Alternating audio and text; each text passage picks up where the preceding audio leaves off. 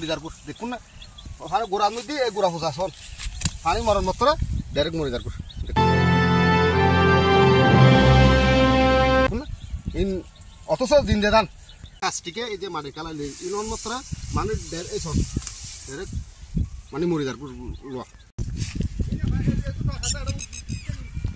অথচ টস আছে মানে হালো পানি পড়ানোর সাথে সাথেই মরা দই অত পর্যাপ্ত পরিমাণ কুশিয়ে পর্যাপ্ত পরিমাণ গুছোই যে পরিবেশকে যে সরকার নির্ধারণ পরিবেশকে গুছোই কিন্তু পানি ফরানো আর ডাইরেক্ট মরিদারপুর মরিয়ে ডাইরেক্ট গোসাই হন্ডেল আসন দেখতে লাগবে না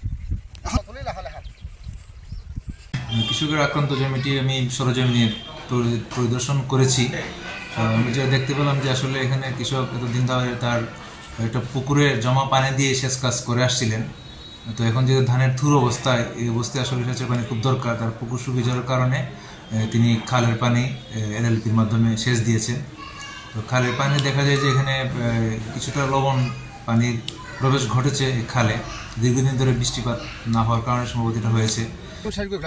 ঠিক আছে ফালতু পানি দরমত্তরে এবছর তো এই অবস্থা যদি জিনিস পরিতে হয় আর এটা হাজার হাজার ফ্যামিলি হাজার হাজার পরিবার কৃষির মধ্যে সংযুক্ত। আর এরাইখালি খালে বেশ কিছু ফ্যাক্টরি আছে, তো ফ্যাক্টরি কিছু ময়লা আবর্জনা আমরা খালে পড়তে দেখেছি। তো একজাক্টলি আসলে কোন কোন ফ্যাক্টরি থেকে এই ময়লাগুলো আসতে সেটা কৃষককে নিজেও শিওর দিয়ে বলতে পারছে না। আমরা বিষয়টা আরও ভালো করে যাচাই করে দেখব যে মানে কারা কারা এই খালে ময়লা পানিগুলো ময়লা বিষাক্ত আবর্জনাগুলো ফেলতেছে। এতে করে কিন্তু পানিটা টোটালি সেচে অনুপযোগী হয়ে পড়ছে। তো এই ধরনের পানি দিয়ে সেচ কাজ ব্যবহার করলে কিন্তু ফসলের ক্ষতি হতে পারে। সেই জন্য আপাতত আমরা এই পানিটা ব্যবহার থেকে বিরত থাকার জন্য কৃষককে পরামর্শ দিয়েছি।